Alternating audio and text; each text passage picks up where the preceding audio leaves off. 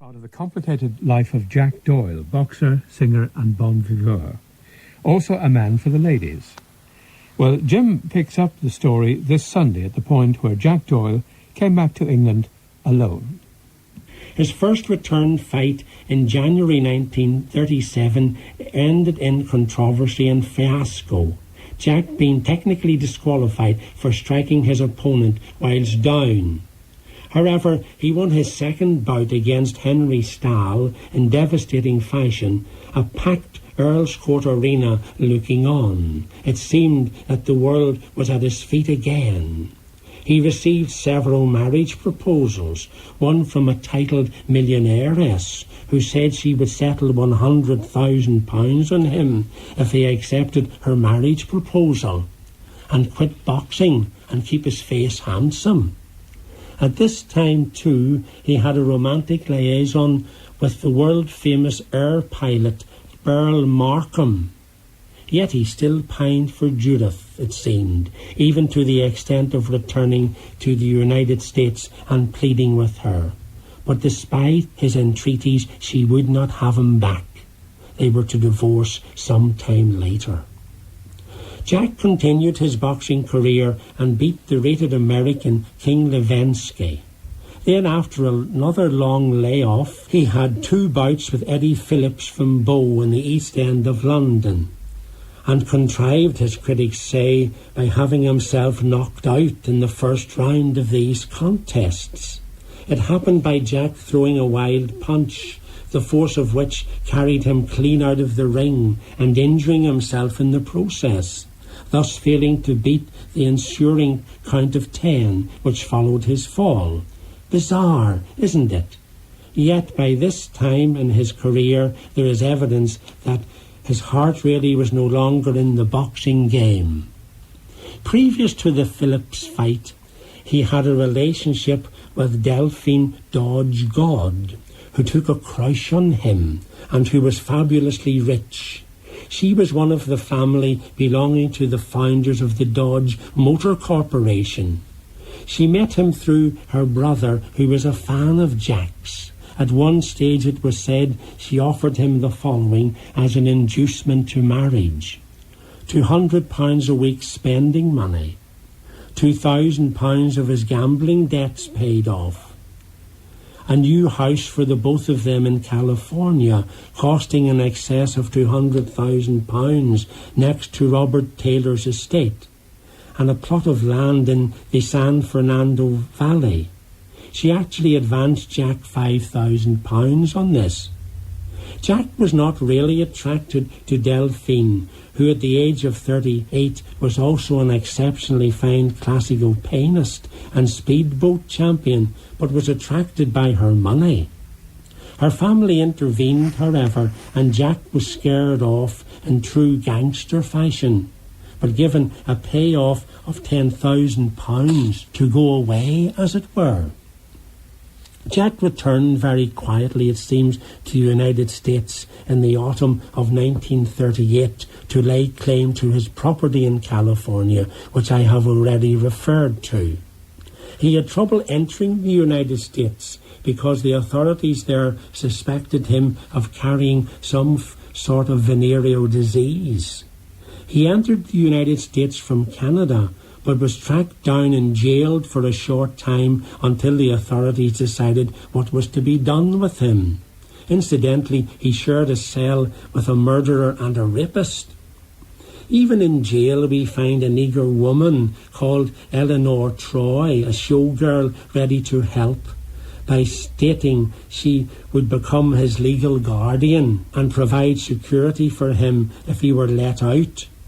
Jack declined this offer, and after spending some time in jail, met the second great love of his life in Maria Luisa Castaneda, better known to our admirers as Movita. Movita was born of Mexican parents, quite wealthy Mexican parents, in April 1921 to a large family. Her mother took the family to the United States when Movita was young, however, due, it is said, to the strictness of the father in the rearing of his children. And after many adventures, which are a story in themselves, Walter, Movita landed parts in films and became very well known. She previously was a circus performer with a good singing voice and became a good actress. She had at 13 years of age been illegally married by stating she was 3 years older to a man called Sam Garrison. But this union did not last. In fact, it did not physically last more than the ceremony, for Maria's mother arrived on the scene too late, it seems, to prevent the ceremony taking place at a Santa Anna registry office, but not too late to give Maria a few smacks across the face and whisk her off home, much to the consternation of her husband. The love affair never rekindled after that. By this time, Maria had landed a small part in a film called Flying Down to Rio, starring Fred Astaire and Ginger Rogers. Later, when only 14, but looking much older, she got a starring role in the film Mutiny on the Bounty, shot in Tahiti, as Francho Toney's native sweetheart. It was during the shooting of this that the producers gave her the name Movita, which is derived from the words most vital. And later she was to claim that she was the first film actress to be known by a single name. With this film, she became a household name in the United States of America. Jack met her at a party late in 1938, and both fell head over heels in love, he proposing marriage after a fortnight. But disappointment for the couple loomed ahead, as he still had not medical clearance for the United States. And so Jack was ordered to deport, finally, in December 1938, which he did. But that was not the end of the matter, for we find him jumping ship en route to Great Britain via El Salvador and Mexico, and telephoning Movita from there, telling her how much he loved her. She joined him in Mexicali, and they were married. In the end, though, he had to return to Great Britain, as he had run out of cash. Money burnt a hole in his pockets, to coin a phrase. He went without her, and she stayed behind to renew her film commitments. When he got back, he resumed his association with Dan Sullivan, and another boxing comeback loomed. Sullivan arranged for him to fight Eddie Phillips for a second time, and Jack went into training. But again, after all the ballyhoo and build-up, Jack was knocked out in the first round at the White City Stadium on the 10th of July 1939. Movita had arrived by this time in Great Britain, but did not watch the fight. He was still only 26 years old. War was declared in September 1939, and early on in the war it seems Jack wanted to enlist in his old regiment, the Irish Guards, but for some reason was turned down. He had wanted to become an officer or a PT instructor, not a squaddie who dug ditches. He and Movita instead toured the country, and their act was very popular, and they made plenty of money. But as time wore on and the London Blitz commenced and continued, rumours were spread that he had refused to become an ordinary soldier, and he became very unpopular, and he received death threats. He quit the stage and opened a restaurant and then a nightclub called the Swizzle Stick, but lost all of his money when an employee allegedly embezzled him, and he was declared bankrupt. He suffered black moods, got into street fights and scrapes. He suffered wild, erratic behaviour. The police became involved, and at times he was physically violent towards Movita. In an attempt to restart their lives together, he and her moved to Ireland in the spring of 1943. The couple cut quite a dash when they arrived at Dublin Shelburne Hotel, having over 50 pieces of luggage. The Irish public did not take to them initially, it is said, because they had not been married in church, just like the Judith Allen case. They remedied that by marrying in St Andrew's Catholic Church in Westland Row in Dublin. Both their previous marriages had been civil ceremonies in registry offices, and so now the Catholic Church in Catholic Ireland were able to recognise them as man and wife. Jack and Movita went back on stage in Dublin's Theatre Royal, where their show was very successful. Movita later recalled that they were earning £600 a week from this. Their rendering of the Jimmy Kennedy song South of the Border was especially popular.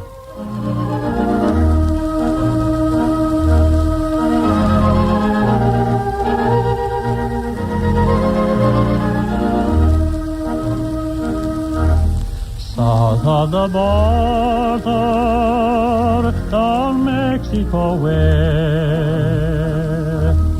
that's where I fell in love, and stars above came out to play. And now as I wander, my thoughts ever stray. South of the border, down Mexico way.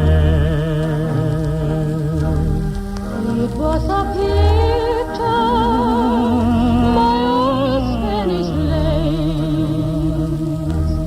Just for a tender while, you kissed a smile upon my face. For it was fiesta, and we were so gay. South of the border, down Mexico way. Then she smiled as she whispered, Mañana, never dreaming that we were parting. And I lied as I whispered, Mañana, for tomorrow never came. South of the border, I rode back one day, where in a veil of white I candlelight she knelt to pray. The mission bells told me that I mustn't stay. South of the border,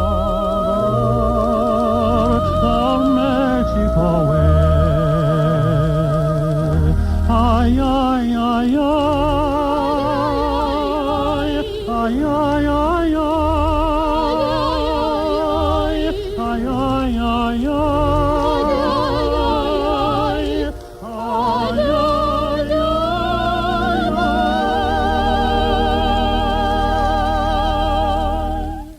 Inevitably, Walter, a clamour developed for Jack to return yet again to the ring.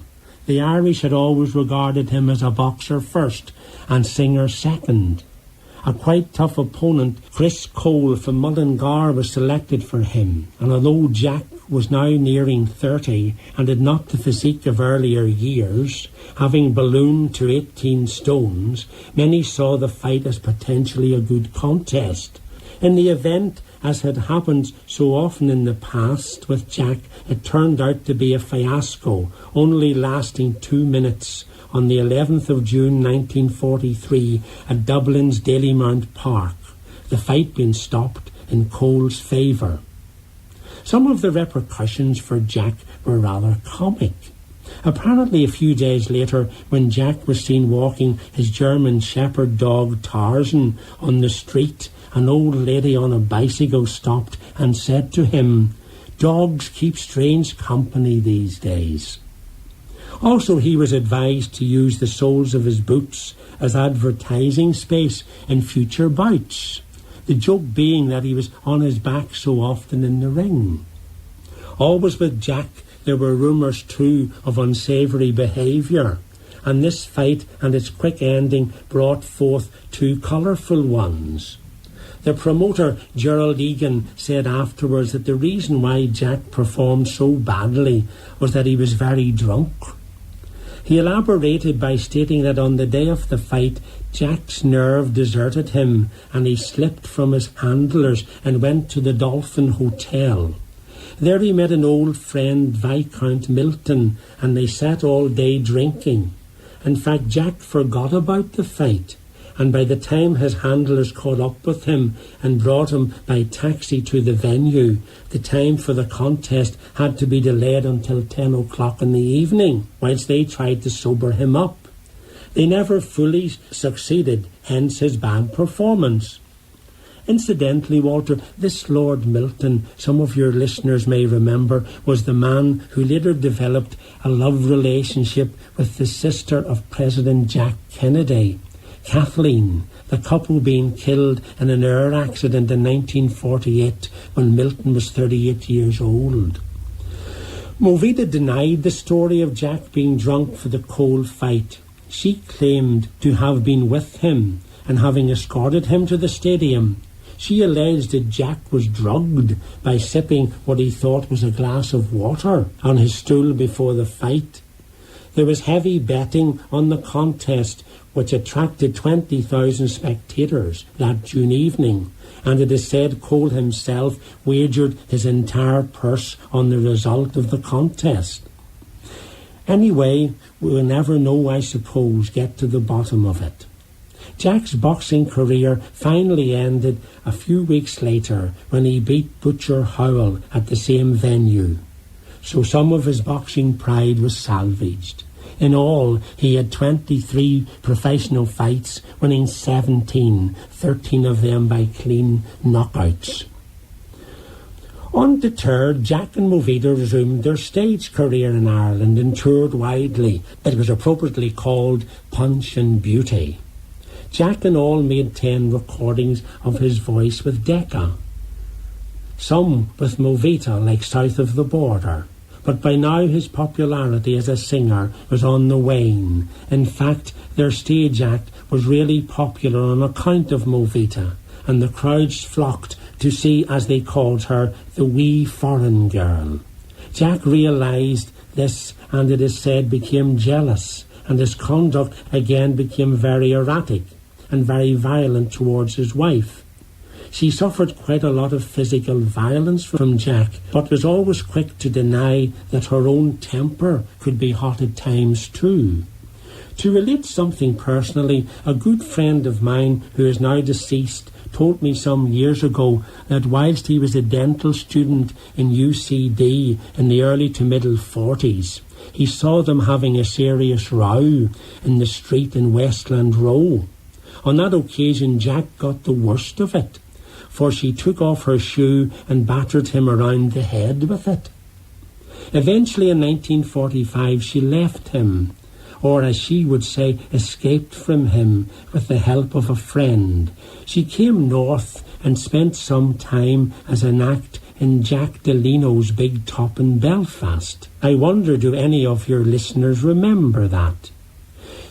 She also, as part of ENSA, entertained troops in Northern Ireland and then went back to Great Britain by way of Glasgow, where she was a big hit at the Pavilion Theatre. But she always feared Jack would suddenly turn up.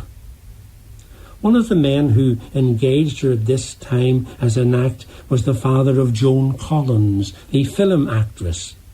Movita finally went to Munich before being able in 1947 to return to the United States, where she resumed her film career. She later married Marlon Brando, and they had a son who would later become a minder to Michael Jackson. In all, she acted in 17 films, many of them in leading roles, down to 1955. So the partnership with Jack, which could be compared legitimately with Olivier and Lee or Burton and Taylor, came to a sad end. Jack sank deeper and deeper after that. At one time he was reduced to sleeping at night in a taxi in Dublin. Though if anyone saw him about the town the next day, he was his old self, always sporting a red carnation in his buttonhole. Then he met Nancy Keogh in 1947. after leading a life of dissipation and 2 years left Movita. This included a short spell in Mountjoy jail for assaulting a policeman. To use a modern phrase, Walter, Jack's life was a roller coaster, with every part of it a performance. There's no doubt that he gained a fortune through boxing and singing, but squandered it, and indeed gave some of it away. In all, it is said, £250,000. Some money for those days went through his hands. Jack himself used to repeat the phrase, "I came from nothing, I suppose I'll go back to nothing." Another saying which he often used was, "A generous man never went to hell." And so it also became a famous catchphrase of his. Nancy Keogh, who came from Clonmel, County Tipperary, and bore a striking resemblance to the actress Hedy Lamarr, was strongly opposed by her relatives for striking up with Jack. They quite literally bumped into each other on the street. The couple left Ireland for London in 1949, and there Jack attempted quite successfully to re-establish himself in the entertainment world. Although never attaining his former glory, he did very well, and was much in demand again as a singer, especially in the Irish clubs. Such was his magnetism. Yet again, as in the past, Jack's thought turned back to boxing. However, at the age of 37, the British Boxing Board of Control refused to reissue him with a licence. But, unabashed, Jack decided to become a professional wrestler, and so ushered in the last colourful part of his life. In this phase of his sporting life, he wrestled firstly and beat Bucht from Estonia, who was called the Human Gorilla, filling Harringay Arena in London to capacity. Incredulous, isn't it?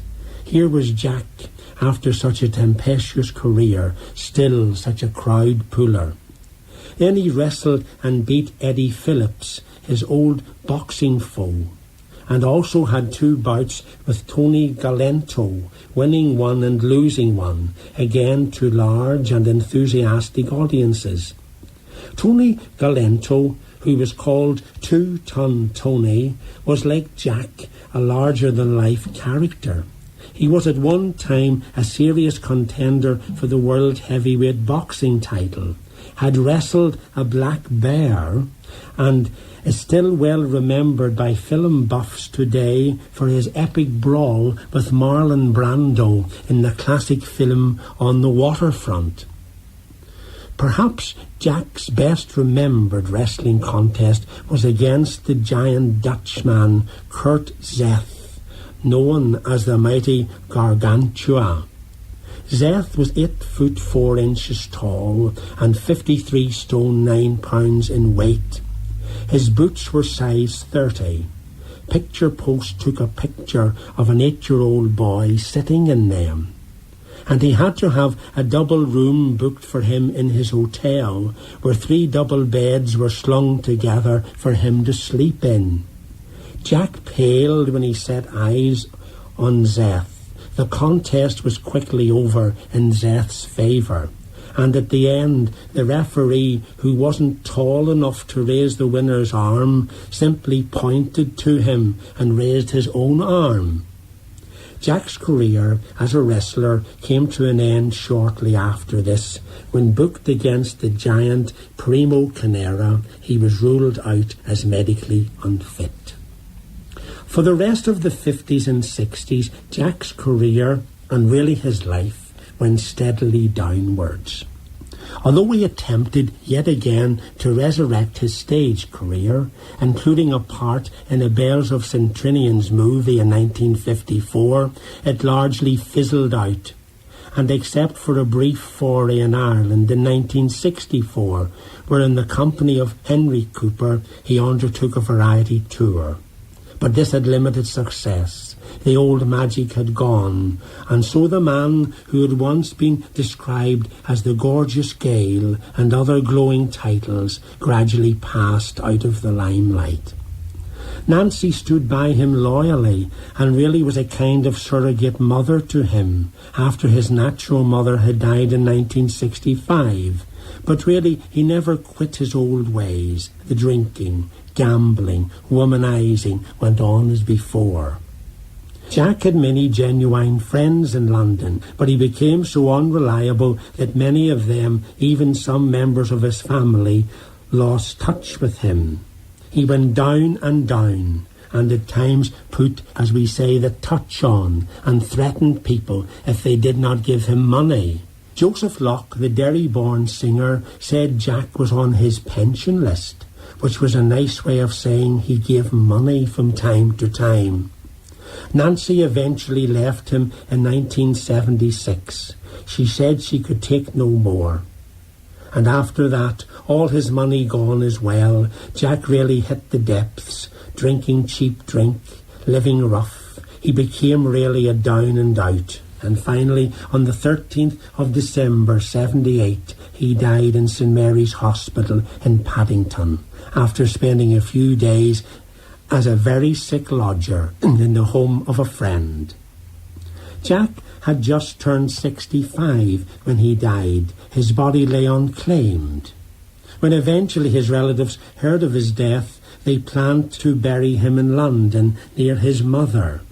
Jack had bought a family home there for her in Greenford many years before. But the people of Cove wouldn't hear of it, and so plans were made to bring him home. Reading about his funeral arrangements, Walter, reminded me in some ways of the funeral of Charles Stewart Parnell. Firstly, his body was brought to St Aloysius Church in Euston, where on top of the coffin was placed a pair of boxing gloves. After Requiem Mass, it was brought into Euston Station nearby, where it was put aboard the Liverpool train and piped by a lone piper, playing the Minstrel Boy, Jack's favourite tune. The large crowd which accompanied it stood to attention, as did the station staff. After crossing the Irish Sea, the cortege wended its way to Adam and Eve's Church on Merchant's Quay in Dublin, where a second requiem was celebrated. Again, large crowds lined the footpaths, and pipers accompanied the coffin. A hearse transported the remains to Cork, its arrival time to meet the Dublin train packed with mourners, and then out along the road to Cove slowly, again amid large crowds lining the road. For the last 2 miles it was joined by a Garda Síochána motorcycle team, which escorted it to St Coleman's Cathedral. The next day, after the third requiem, and amid great pomp and the town shut down, Jack was buried in Cove, near the mass grave of the victims of the Lusitania, which sank in 1915. As the coffin was lowered into the grave, a trumpeter played the last post, and a solitary red carnation was dropped on it. Thus Jack, a man who many believed could have been a world champion at boxing if handled properly, was finally counted out. What a unique life he led, Walter. I think I agree with Jack that a generous man never goes to hell. Jim O'Hagan, and that's almost all for today. To end, one more example of the recordings made by Jack Doyle and Movita in romantic mood. There is romance in Rio, with a song in the air. There is romance in Rio, and a life free of care. Everyone's sentimental, life is so continental. Nights are so instrumental, bringing moments of bliss. Skies are all filled with splendor, Lonely hearts that are tender, they will gladly surrender on a night such as this. There is romance in Rio, with a song in the romance in Rio, and there's love everywhere.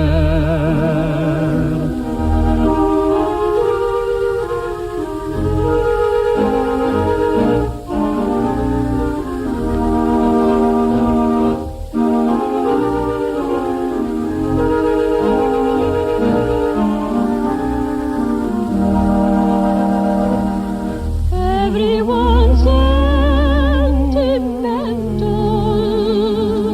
Life is so continental. Nights are so instrumental, bringing moments of bliss.